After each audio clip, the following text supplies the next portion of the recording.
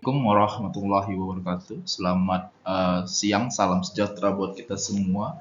Terima kasih sekali lagi saya sampaikan kepada Bapak Ibu mahasiswa kelas nagari, khususnya di dalam pertemuan kali ini, bahwa ini lanjutan dari mata kuliah Hukum Perburuan dan Tenaga Kerja, di mana sebelumnya saya sudah menerangkan berkaitan dengan hakikat dari perburuan itu sendiri.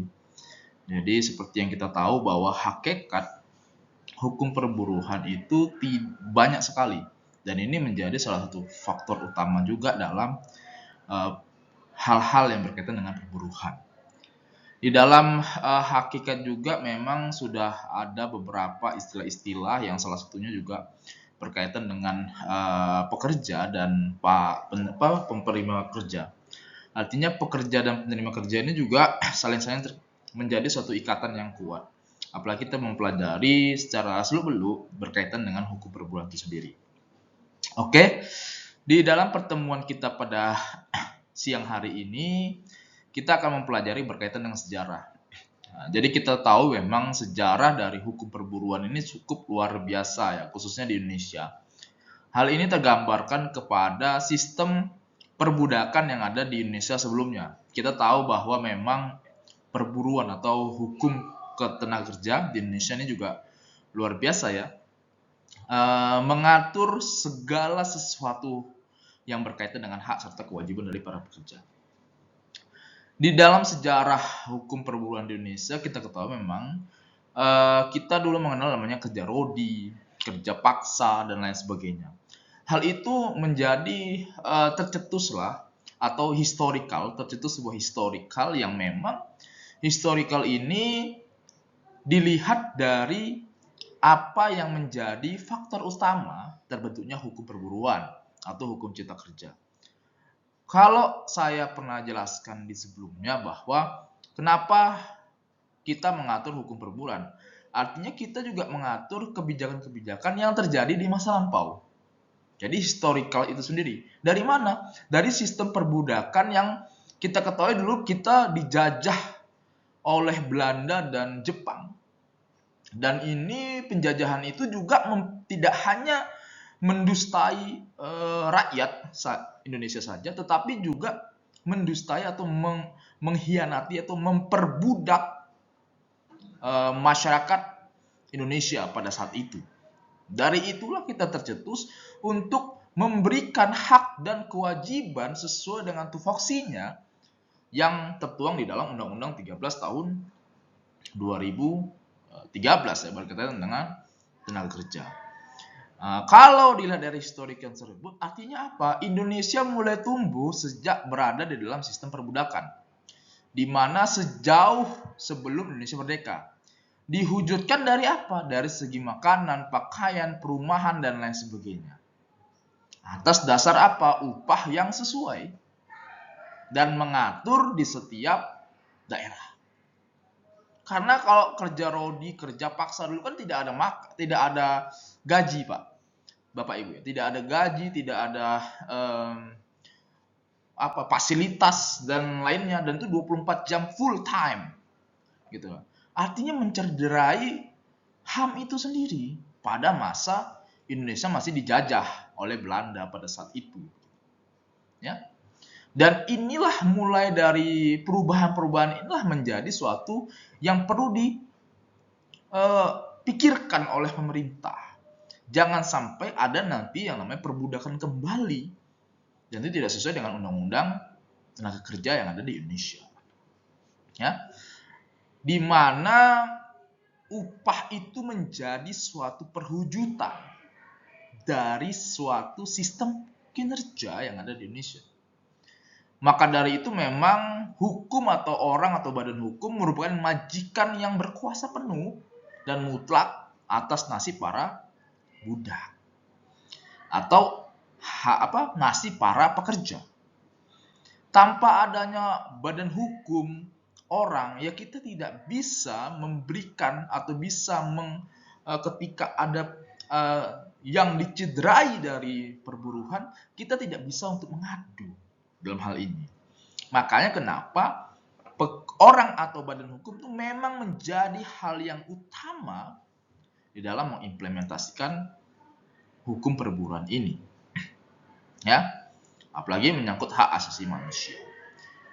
Pada tahun 1877 misalnya ketika ada seorang raja yang di Sumba meninggal, 100 orang budak harus dibunuh dengan maksud agar sang raja di dunia bahkan nanti mempunyai cukup pengiring atau pelayan. Nah, ini adalah salah satu prinsip dan contoh yang tidak sesuai. Ya gitu. Pada masa itu. Artinya ini menjadi terlepas dari sebuah sejarah historikal. Artinya historikal yang terjadi di Indonesia yang terkenal adalah ya pekerja-pekerja yang dijadikan sebagai budak, dijadikan sebagai alat untuk memberikan keuntungan sendiri pada si majikan. Tetapi hak dan kewajibannya itu tidak terpenuhi dengan baik. Sejarah hukum perburuan Indonesia. Pada tahun 1817, pemerintah Hindia Belanda mengadakan larangan memasukkan budak ke Pulau Jawa untuk meringankan beban para budak. Pemerintah membuat peraturan perbudakan dan perdagangan budak yang pada pokoknya menetapkan bahwa setiap budak harus membatasi pertambahan jumlah budak lain dari segi kelahiran. Artinya melarang perdagangan budak, melarang mendatangkan dari luar, menjaga agar anggota keluarga para budak bertempat tinggal secara bersama-sama. Ya, jadi memang ada larangan dulu ya berkaitan dengan perbudakan. Ini menjadi larangan inilah yang menjadi suatu kesimpulan. Tetapi juga kadang memang kita melihat contoh-contoh lain di dalam suatu perburuan ya. Tidak pun hanya di Indonesia saja, kita juga banyak para pekerja kita yang berada di luar negeri contohnya, atau WNI, WNA, atau TKI, TKW di Cina, di Malaysia. Ini juga pun memang pemerintah tuh harus melindungi karena dalam HAM itu seperti itu. Dalam HAM itu adalah negara wajib melindungi warga negaranya. Kayak gitu. Makanya kalau kita melihat kan juga ketika TKI yang ada di Arab Saudi gitu kan, dicederai gitu kan, maka ya Indonesia wajib membela itu. Walaupun dia adalah sebagai pekerja. Dia tuh dilindungi sekali. Kayak gitu. Dan hal itu juga berlaku tidak hanya di luar negeri saja, tetapi juga di Indonesia sendiri. Karena kita sudah punya banyak sekali undang-undang. Apalagi yang terbaru kemarin adalah Undang-Undang Cipta Kerja atau Omnibus Law. Di situ ada semua, Pak. Bahkan hak kewajiban juga ada diatur. Pensiun juga diatur, jumlah pensiun, harganya, apa, segala semua diatur.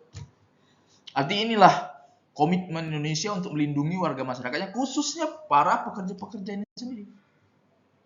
Agar apa? Agar melahirkan pekerja yang sejahtera. Melahirkan pekerja-pekerja yang sejahtera. Buru-buru yang sejahtera. Begitu. Ya. Kemudian sejarah berikutnya adalah memang peraturan yang memungkinkan bagi budak untuk merdeka. Artinya itu menjadi tujuan utama. Peraturan dibuat agar bisa memberikan kemerdekaan penuh kepada para pekerja. Ya gitu. Kalau kita melihat Undang-Undang Omnibus Law, ya apa yang tidak diatur ada diatur di situ semua, Pak. Kita diatur Undang-Undang Cipta Kerja, diatur Undang-Undang tentang cuti, gaji, ya kan, gaji pokok, lahiran anak, halangan, haid juga diatur di dalam. Melahirkan khusus yang wanita itu juga diatur. Cuti juga diatur misalnya kan begitu. Gaji, besaran gaji diatur. Bahkan ketetapan gaji itu pun harus berlandaskan dari undang-undang itu sendiri. Contohnya bagaimana, Pak? Yaitu penetapan upah minimum provinsi itu berdasarkan undang-undang dan kebijakan dari para pemerintah. Itu salah satu bentuk juga di mana undang-undang atau peraturan tersebut memberikan fasilitas penuh kepada pekerja untuk merdeka. Ya, itu ya. Sebagai contoh apa? Yaitu budak yang pernah mengikuti tuannya yang benar-benar ia menjadi merdeka pulangnya dari negeri tuannya ya. Ya kita kalau melihat dari sisi ini ya kita lihat saja ya kan. Bapak Ibu bisa melihat TKI, TKW, pekerja-pekerja migran yang Indonesia yang ada di luar negeri. Contohnya kayak ke Arab Saudi, Korsel, ya kan, TKI Malaysia, Singapura gitu kan. Asia Tenggara itu. Rata-rata Jepang terutama ya. Rata-rata kan memang para pekerja ini pun dari sisi gaji pun pasti berbeda. Ya. Sisi gaji pun pasti berbeda. Malah lebih besar gaji di sana lagi malahan daripada gaji di Indonesia kan begitu. Artinya apa yang dia hasilkan dari jerih payah dia di luar negeri sana ini dapat membantu keluarganya yang ada di negaranya. Kayak gitu. Dan kalau kita lihat sistem prinsip yang ada di luar negeri ya, itu mereka luar biasa sekali untuk pekerjaannya. Bahkan yang part-time maupun yang full-time. Kalau lihatlah kalau di YouTube YouTube para pekerja migran kita yang ada di luar negeri misalnya. Gajinya itu luar biasa besar. Bahkan hasil gaji separuhnya bisa dikirimkan ke orang tuanya yang ada di negaranya. Artinya apa? Artinya dari segi gaji, para pekerja-pekerja migran Indonesia ini sungguh merdeka sekali kalau mereka bekerja di luar negeri. Ya. Bandingkan dengan yang ada di Indonesia. Ya, bagaimana? Ini menjadi tolak ukur pemerintah. Tetapi di dalam undang-undang pun sudah diperjelas juga berkaitan dengan gaji. Ya. Dan gaji UMP provinsi itu berdasarkan dari undang-undang itu sendiri. Nah, itu contohnya seperti itu. Kemudian budak yang menolong tuan dan anaknya dari bahaya maut juga dinyatakan merdeka. Selain itu terdapat peraturan untuk mengurus budak, artinya budak ini pekerja ya. Budak harus diberikan cukup makanan dan pakaian. Fasilitas, ya, hak. Jika mencapai usia 10 tahun. Ya. Artinya ada reward. Jadi pekerja itu tidak hanya disuruh bekerja saja, tetapi juga akan diberikan value atau reward. Biasa perusahaan-perusahaan besar ya seperti e-commerce itu selalu memberikan reward kepada pekerjanya. Agar apa? Agar dia bisa menciptakan kinerja yang baik di dalam perusahaan itu sendiri. Dan menghasilkan capaian target di dalam perusahaan itu sendiri. Jadi menghasilkan win-win solution. Tidak hanya baik bagi perusahaan, pasti juga baik kepada pekerja. Jadi diberikan reward itu sebagai bentuk solusi. Ya. Nah, itu salah satu. Terus juga sedikit duanya ini berkaitan dengan reward tadi ya. Berkaitan dengan hal tersebut. Mengancam dengan pidana atas penganiayaan terhadap budak berupa denda atau 10 sen dan 500 sen dan pidana lain ditetapkan oleh pengadilan. Nah, ini kalau misalnya terjadi sesuatu hal yang mana budak itu dijadikan manipulatif di dalam pekerjaannya. Ini juga salah satu bentuk yang dibilang cukup ya, luar biasa. Tetapi kan memang di dalam pekerjaan sendiri kita kan sudah ada SOP, sudah ada perjanjian kontrak. Artinya itu sebagai landasan utama. Jadi ketika terjadi permasalahan itu bisa menjadi acuan. Tetapi kalau misalnya para pekerja tersebut misalnya kan ya, tidak sesuai dengan kontrak, tetapi di dalam pekerjaan kan ada SOP namanya SOP. Tidak mematuhi SOP yang ada di perusahaan itu bisa saja dilakukan pengancaman atau pembinaan bila tidak sesuai dengan SOP yang diberikan. Ya. Termasuk juga PHK dan lain sebagainya juga itu mengacu kepada hal yang seperti itu juga Pak, Bapak Ibu mahasiswa.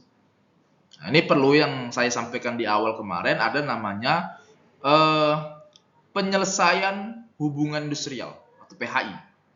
Ada pengadilan industrialnya. Jadi memang dia menyelesaikan kasus-kasus industrial dan lain sebagainya. Termasuk juga tidak sesuai dengan kontrak kerja itu juga masuk nanti jatuhnya di PHI sendiri.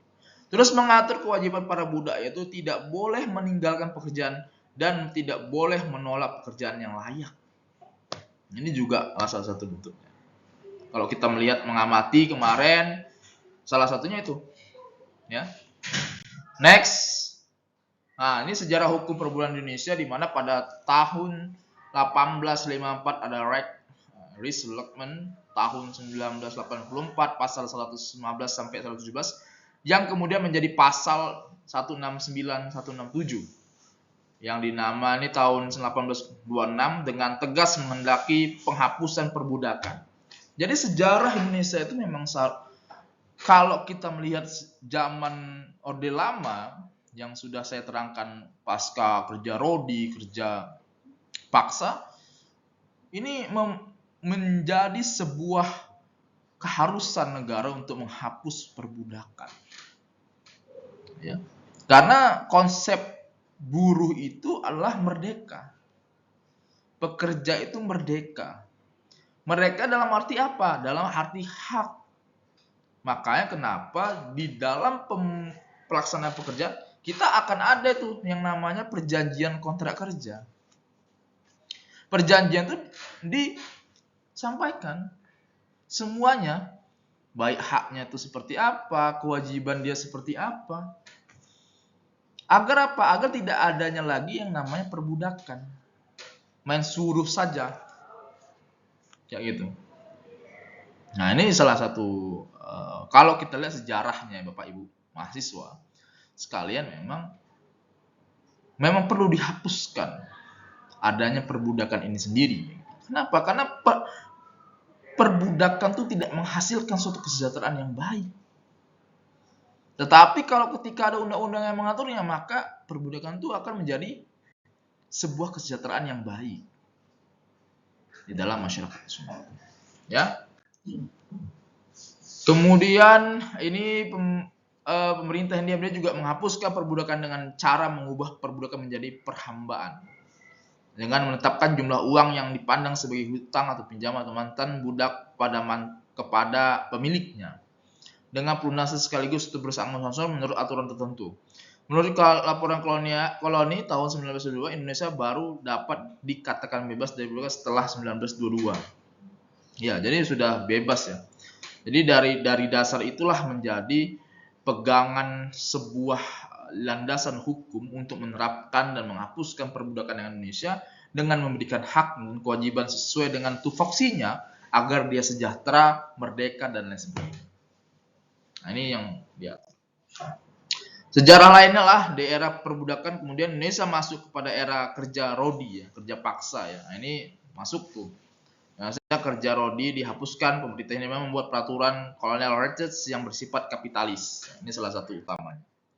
Contoh peraturan antara lain adalah perjanjian kerja harus diselenggarakan secara tertulis dan didaftarkan pada pemerintah setempat. Ya, kemudian contoh lain adalah buruh tidak boleh meninggalkan perusahaan tanpa izin tertulis dari majikan. Ya. Kemudian buruh tidak boleh meninggalkan ini. Seorang majikan wajib mengurus buruh-buruhnya dengan baik, membayar upah pada waktu tertentu, memberi rumah dan pengobatan. Ini salah satu bentuk aturannya.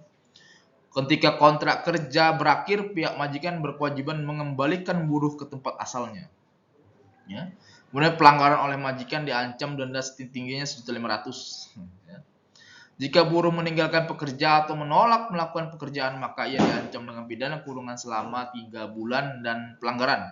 Dan ulang hukum 3-12 bulan dari hal tersebut. Majikan dapat membatalkan kontrak sepihak sementara buruh tidak. Ya. Ini yang menjadi contoh peraturan di dalam Undang-Undang Hukum Perburuan. Tetapi kalau saya melihat di Undang-Undang 13 tahun 2013 itu atau di Undang-Undang Cipta Kerja Omnibus Law, dari beberapa ini ada yang memang tidak ada lagi. Salah satunya majikan dapat membatalkan kontrak sepihak sementara buruh tidak. Artinya apa? Yaitu majikan dapat membatalkan kontrak sepihak. Kalau dulu begitu, kalau sekarang sama-sama bisa. Majikan bisa membatalkan kontrak, buruh juga bisa membatalkan kontrak. Tetapi biasanya kalau dalam hal ini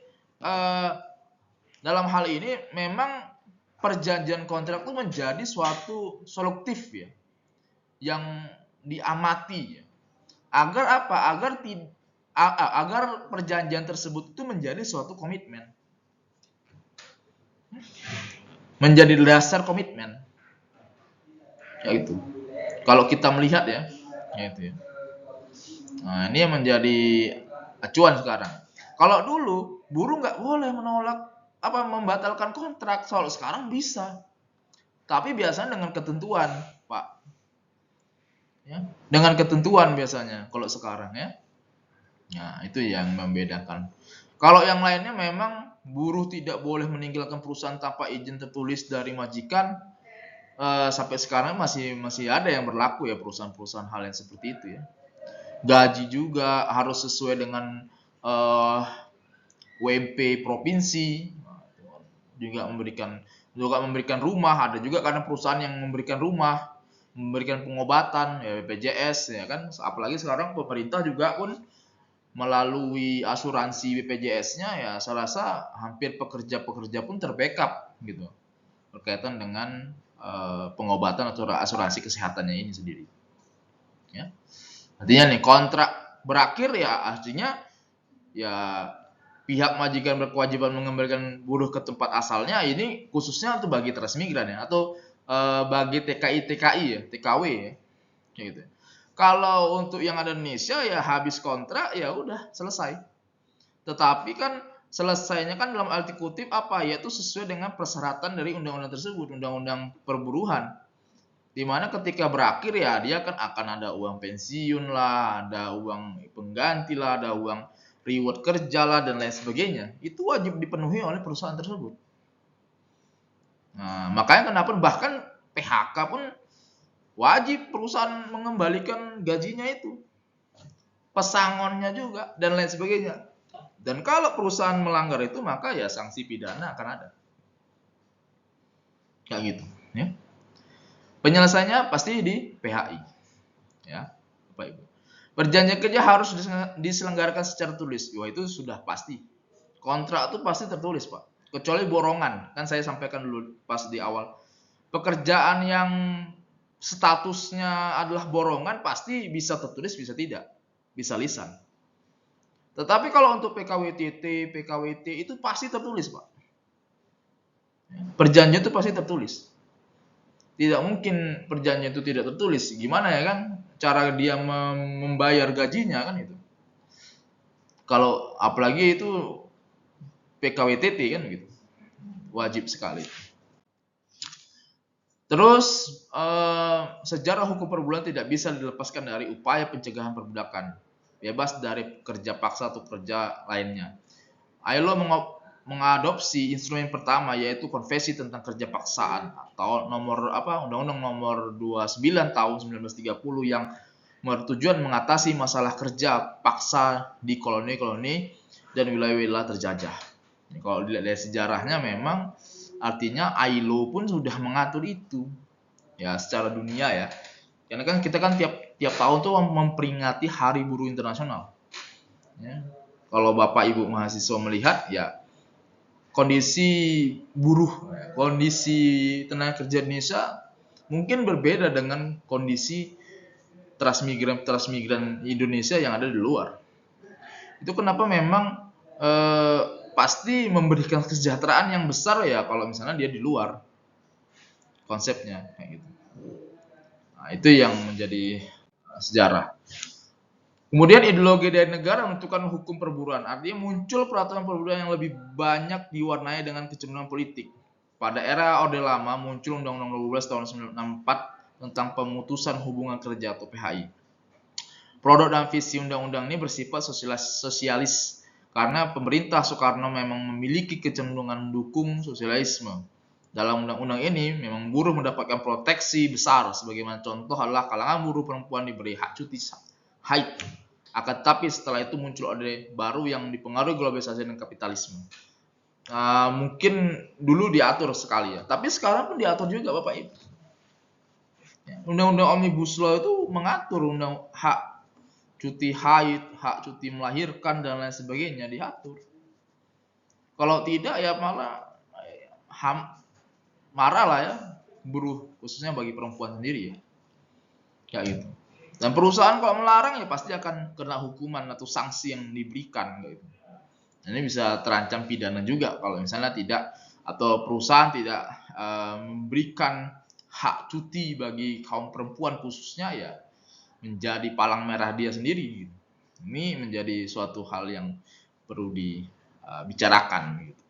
Tapi dalam undang-undang tuh sudah jelas sekali ya Bapak Ibu ya, kalau dianggap perbedaan antara Orde Lama dengan Orde Baru ya, Orde Lama mungkin di zaman Soeharto ini menjadi apa ya, kalangan yang buruh nih, perempuan nih dapat, tapi setahu saya memang di zaman sekarang pun masih dapat bahkan sampai cuti melahirkan dan lain sebagainya itu juga ada.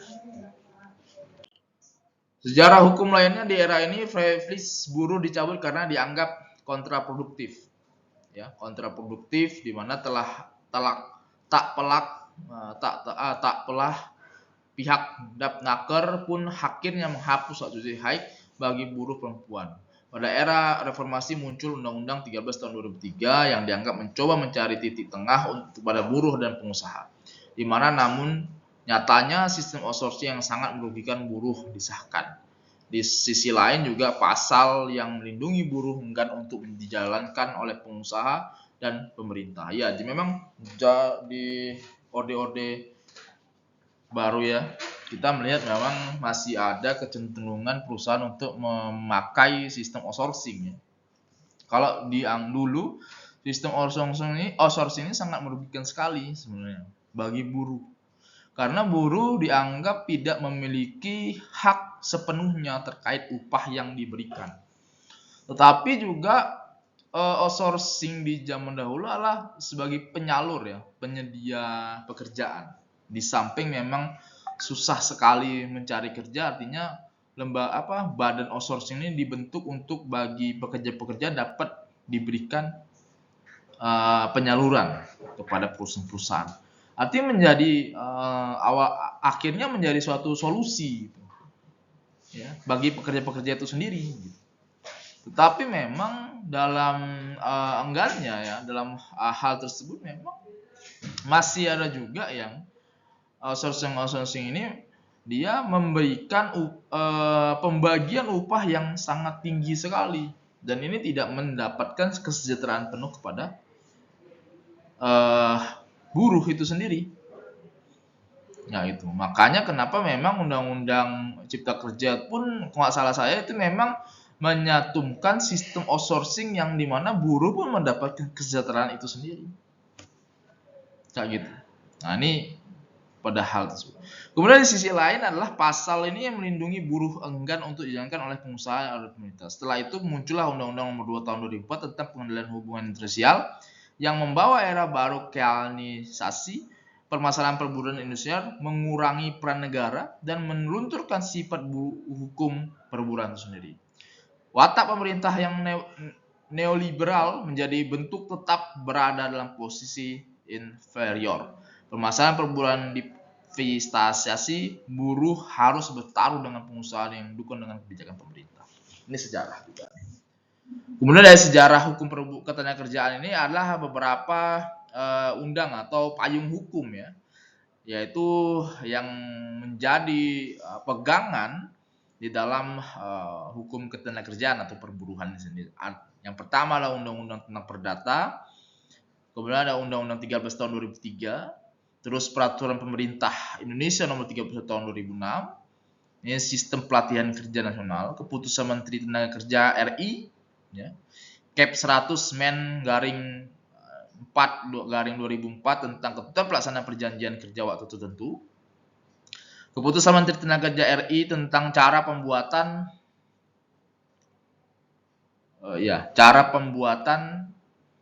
dan pengesahan peraturan perusahaan serta pembuatan dan pendaftaran perjanjian kerja bersama. Ini sumber-sumber hukum ya. Artinya kalau sumber hukum berarti ini adalah awal di mana adanya sistem dari hukum perburuan dan tenaga kerja ini sendiri. Kemudian keputusan Menteri Tenaga Kerja berkaitan dengan perusahaan yang wajib melaksanakan pelatihan kerja. Kemudian peraturan Menteri juga ada, ini pengesahan berkaitan dengan peraturan serta pembuatan dan pendaftaran perjanjian kerja bersama. Terus ada penyelenggara pemagangan di dalam negeri, dan ada penetapan standar kompetensi kerja nasional di Indonesia. Ya. Nah, ini orang-orang yang terkait ketenagakerjaan. Jadi yang ciri-ciri ya Bapak Ibu ya. Ciri-ciri orang-orang yang masuk dalam bentuk ketenagakerjaan. Kalau buruh itu biasanya pekerja, pegawai, karyawan, manajer. Kalau majikan tuh ya perusahaan swasta maupun negara maupun swasta. Ya. Kalau buruh udah pasti ya pekerja lah ya, pegawai, karyawan, manajer tuh buruh ya. Dosen, kalau dosen pun buruh juga ya. Kalau dia terikat kontrak ya otomatis buruh ya, buruh. Organisasi yang bergerak di bidang perburuhan, nah ini juga masuk. Nah, ini kemudian ada Undang-Undang K3.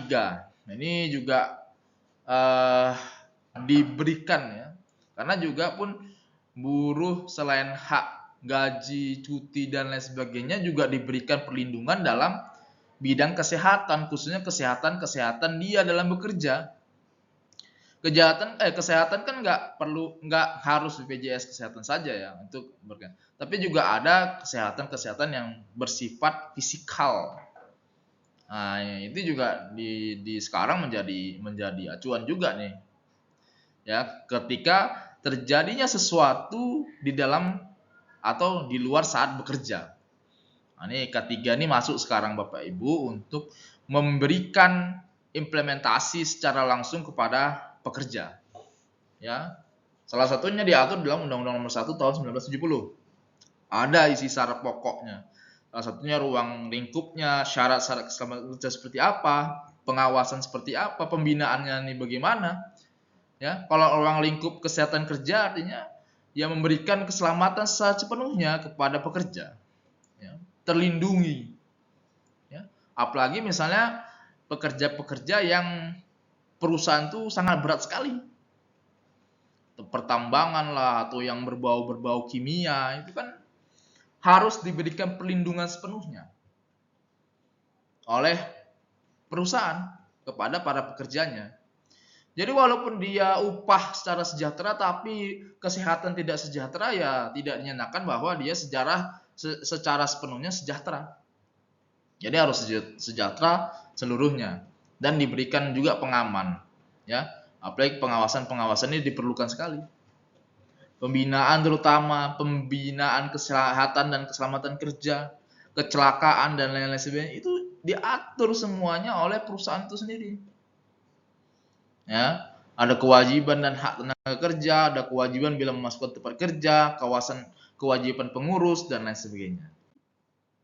Jenis-jenis hubungan kerja, perjanjian kerja waktu tidak tertentu atau PKWTT. Ini sistem ya atau status dari jenis-jenis hubungan kerja.